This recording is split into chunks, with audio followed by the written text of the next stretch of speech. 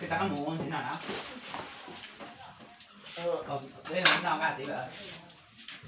Cái này nó hơi chậm. Cái chỗ mình bỏ ở thì nó sợ ở thì nó đã. Là cùng nào kia. Con chủ không có ba cái này. Càng tiền. Không có cần này. Hả? Không ra. Không có rồi chậm.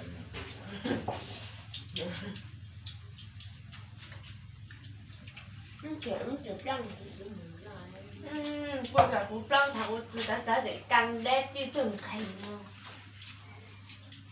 Chả nào qua năm nay nông nọc. Nó chỉ luôn chắc răng vô bỏ tao. Hỏi cũng là cả ông cũng tôi chắc. Cho nên là cứ cho lên tấm một cái món lấy kẹo tài nó nữa à. Chuyện gì? Có thể tích đó vô hồ. Anh đã cắt tao con đùi nè đã. Bật nào. Anh tăng con đùi hết. 4 cái Bà nào mà cho cô đây. nó tôi lại nó mất sữa tao cắn tao 4 cái 30.000. Ok 30.000. 30 tiền thì con có cả rồi. Cái gì cậu?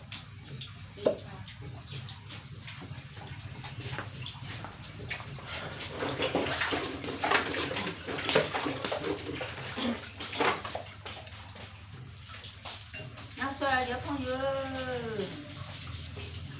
Là cái nó xoay à căng cờ rồi. Vì tu là mẹ. Nó con nó tầm hạt rồi.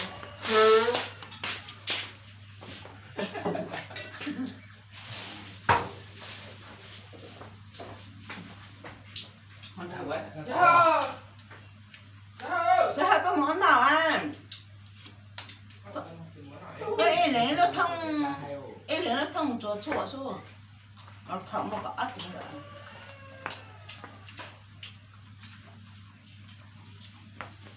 Thế nào mình vô chào các con.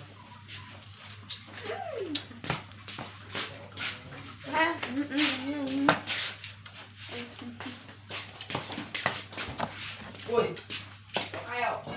Nó chua thơm không có cay. Có cay có củ.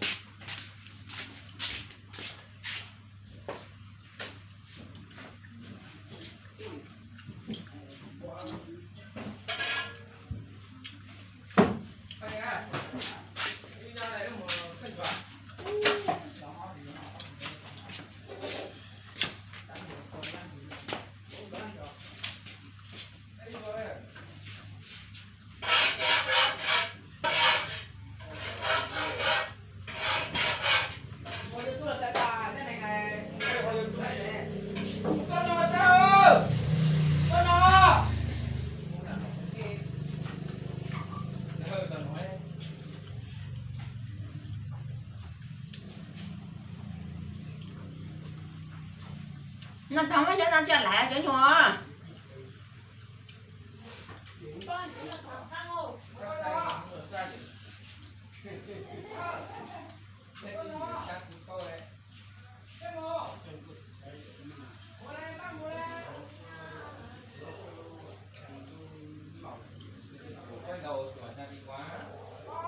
Quay ở nhà bố.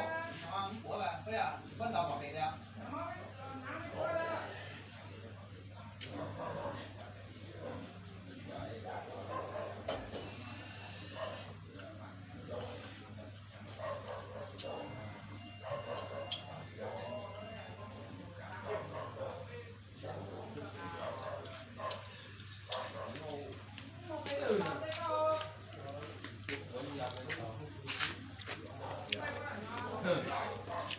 Cái chiều nó chỉ phải với cái chiều của nó mua ma phốt mua giờ chỉ cái chiều có cái gì vềตัวต้นnày không ạตัวต้นnày xay à không nha không có hơi lửa 24/24